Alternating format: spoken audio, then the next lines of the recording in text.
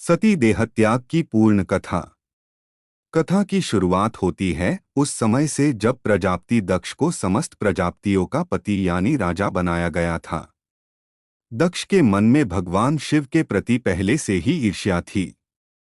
वह शिव के वैरागी रूप, गले में सर्प और भस्म को अमंगलकारी मानते थे। जब उनकी सबसे प्रिय पुत्री सती ने अपनी इच्छा से महादेव को पति रूप में चुना तो दक्ष का क्रोध और भी बढ़ गया। उन्हें लगा कि शिव जैसे अवधूत से विवाह करके सती ने उनके कुल की मर्यादा मिट्टी में मिला दी है। अपने अहंकार को संतुष्ट करने के लिए दक्ष ने कनखल में एक अत्यंत विशाल बृहस्पतिसव नामक महायज्ञ का आयोजन किया।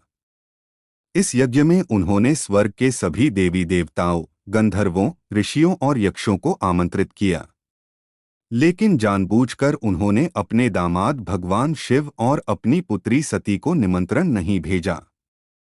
यह यज्ञ भक्ति के लिए नहीं बल्कि महादेव को पूरे ब्रह्मांड के सामने नीचा दिखाने के लिए रचा गया एक षड्यंत्र था।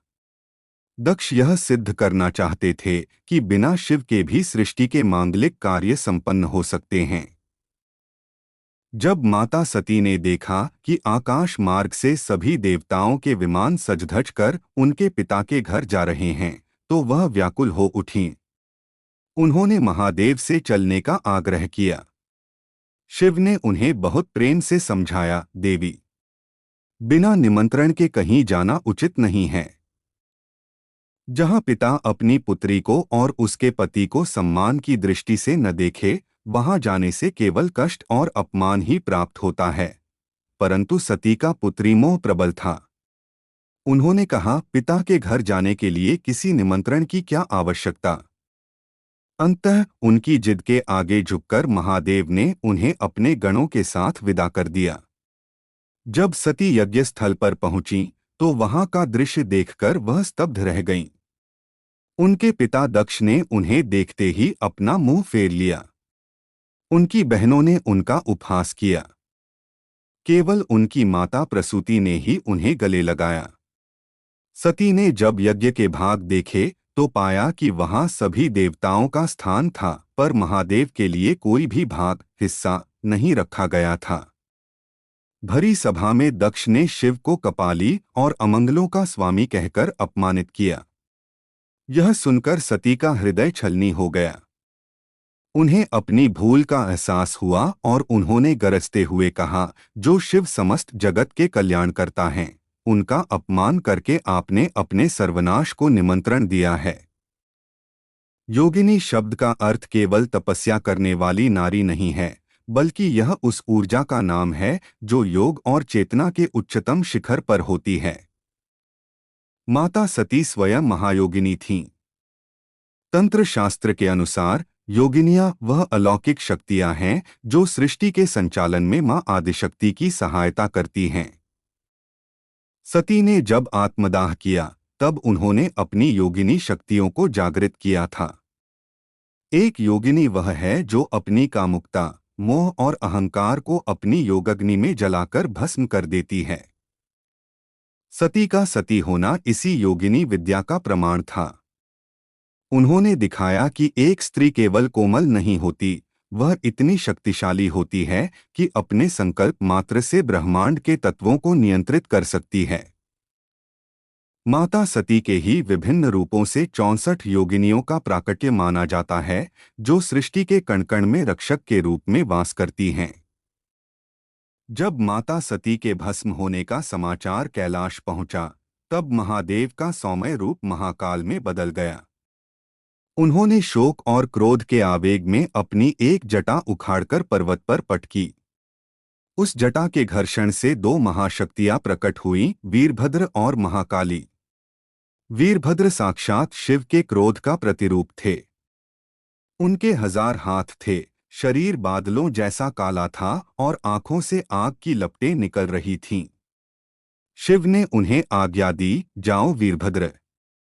दक्ष के उस यज्ञ को और उसके अहंकार को समूल नष्ट कर दो। वीरभद्र ने यज्ञशाला में पहुंचकर हाहाकार मचा दिया। वहां उपस्थित देवताओं और ऋषियों को उनके कर्मों का दंड दिया गया। अंत में वीरभद्र ने प्रजापति दक्ष को पकड़ा। जिस मुख से दक्ष ने महादेव का अपमान किया था, वीरभद्र ने उस अभिमानी मस्तक को धड़ से अलग कर दिया और उसे यज्ञ की उसी अग्नि में स्वाहा कर दिया। बाद में देवताओं की प्रार्थना पर शिव ने दक्ष को जीवनदान तो दिया, लेकिन उनके धड़ पर बकरे का सिर लगाया गया। यह इस बात का प्रतीक था कि मनुष्य का अहंकार उसे पशु के समान बना देता है। दक्ष का मैं मर चुका था और अब वहां केवल समर्पण शेष था। सती का देहत्याग प्रेम की पराकाष्ठा थी। शिव जो जगत से विरक्त रहते हैं, वह सती के पार्थिव शरीर को कंधे पर उठाकर तीनों लोकों में भटकने लगे। यह ईश्वर का विलाप था जिसने पूरी सृष्टि की गति रोक दी थी। सृष्टि को बचाने के लिए भगवान विष्णु ने अपने सुदर्शन चक्र से सती के शरीर के 51 टुकड़े किए। यह केवल शरीर का कटना नहीं था, बल्कि आदिशक्ति का पूरी धरती पर विस्तार था। जहां जहां सती के अंग गिरे, वहां शक्तिपीठ स्थापित हुए। जहां नयन गिरे, वहां ज्ञान की देवी नयना देवी बनी। जहां हृदय गिरा, वहां प्रेम की शक्ति स्थापित हुई। सती ने मरकर भी सिद्ध कर दिया कि प्रेम शरीर से नहीं, आत्मा से होता है। सती का वह त्याग ही अमृत बन गया, जिसने मृत्यु को भी उत्सव बना दिया। शिव और सती का प्रेम यह सिखाता है कि शक्ति भले ही रूप बदल ले, सती से पार्वती बन जाए, लेकिन वह अपने शिव से कभी अलग नहीं हो सकती। लेकिन ठहरिए, आपको क्या लगा कि मां सती के देहत्याग और शक्तिपीठों की स्थापना के साथ यह कहानी समाप्त हो गई?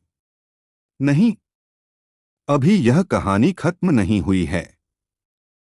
वीरभद्र ने दक्ष का सिर तो काट दिया, लेकिन क्या आप जानते हैं कि उसके बाद क्या हुआ? वीरभद्र का क्रोध इतना प्रचंड था कि दक्ष के वध के बाद भी वह शांत नहीं हुए। उनकी ऊर्जा से पूरी सृष्टि जलने लगी थी। शास्त्रों में उल्लेख है कि वीरभद्र केवल एक योद्धा नहीं थे। जब बाद के समय में भगवान विष्णु ने नरसिंह अवतार लिया और उनका क्रोध शांत नहीं हुआ, तब महादेव ने फिर से वीरभद्र को याद किया। वीरभद्र ने ही शरभ, एक विशाल पक्षी और शेर का मिलाजुला रूप के निर्माण में सहायता की थी ताकि सृष्टि को नरसिंह देव के क्रोध से बचाया जा सके। यह दिखाता है कि वीरभद्र महादेव के वो अस्त्र हैं जो केवल तभी प्रकट होते हैं जब ब्रह्मांड का संतुलन पूरी तरह बिगड़ जाता है। तो दोस्तों, माता सती के आत्मदाह से लेकर वीरभद्र के प्रतिशोध तक की यह महागाथा केवल एक प्राचीन कहानी नहीं है, बल्कि यह हमारे जीवन का सबसे बड़ा दर्शन है। सती का सती होना हमें सिखाता है कि जहां आपका आत्मसम्मान सुरक्षित न हो, जहां आपके प्रेम और आपके आराध्य का अपमान हो, उस स्थान का त्याग कर देना ही श्रेष्ठ है। मां सती ने अपना शरीर इसलिए त्यागा क्योंकि वह अधर्म और अहंकार के अंश को ढोना नहीं चाहती थीं। वीरभद्र के क्रोध और महादेव के विलाप ने यह सिद्ध कर दिया कि शिव और शक्ति को ब्रह्मांड की कोई भी शक्ति अलग नहीं कर सकती। मृत्यु भी उनके प्रेम के आड़े नहीं आ सकी। सती ने अपनी देह त्यागी, पर वह मिटी नहीं। वह 51 शक्तिपीठों के रूप में आज भी इस धरती के कण-कण में हमारी आस्था में जीवित हैं। यह कहानी हमें सिखाती है कि हर अंत एक नई शुरुआत की ओर ले जाता है। सती का वह बलिदान ही था जिसने उन्हें पार्वती के रूप में पुनर्जन्म लेने और भी कठिन तपस्या करके पुनः महादेव को प्राप्त करने का मार्ग प्रशस्त किया।